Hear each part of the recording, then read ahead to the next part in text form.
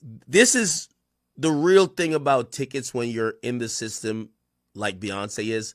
And this is why what 50's doing, like fans might buy into it, claiming that Beyonce's tour tickets are not going to sell. LiveNation, which, wait. Yeah, they do own Ticketmaster, right? Yeah. LiveNation owns Ticketmaster. Let me tell you how this works. LiveNation is the closest, probably other than Amazon, to having a complete monopoly over an industry.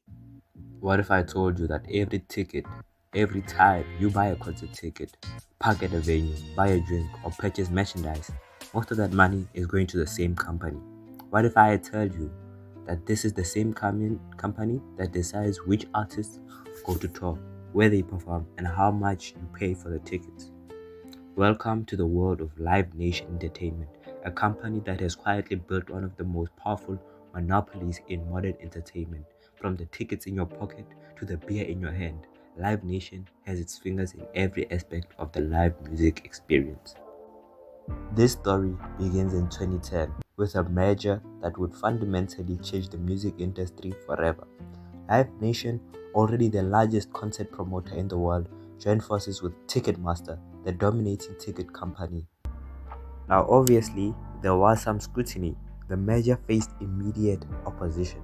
Rock legend Bruce Springsteen was a vocal critic, and many in the industry warned it would reduce competition and increase costs for fans.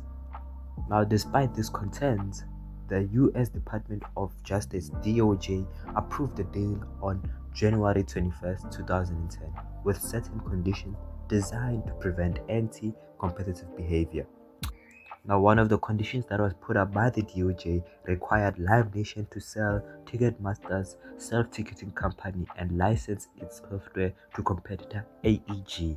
They also placed the company under a 10-year court order prohibiting retaliation against venues that choose competing ticketing services.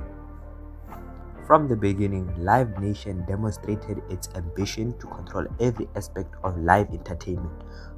By 2017, just 7 years after the merger, the company reported a revenue of $10.3 billion, but this was just the start.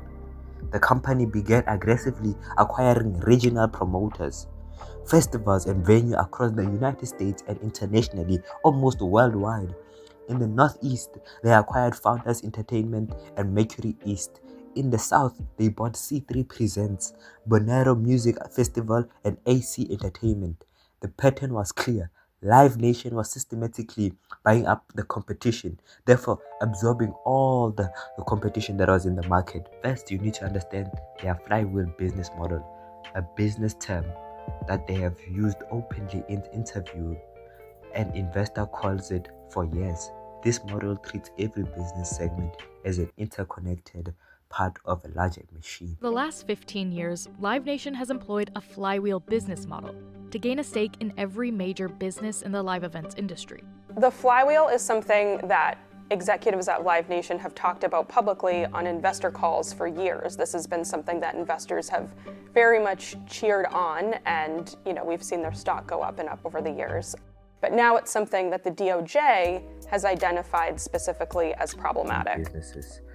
This is what we call the engine. Ticketmaster is one of them. It has in each transaction, it has massive margins on profit. Then we have sponsorships and advertising. Although it's low cost, it has high returns. Then we have ancillary businesses. These are like parkings, concessions, and merchandise. They make money, and that's it. Then we have lower margin businesses, the investment. Concert promotion. It's expensive but drives the traffic to other businesses such as ancillary businesses.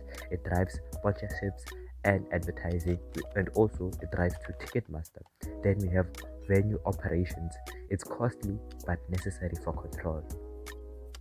This business model gives LiveNation an unfair advantage over independent competitors. Majority of people are not making anything else apart from a living, and it's just being squeezed.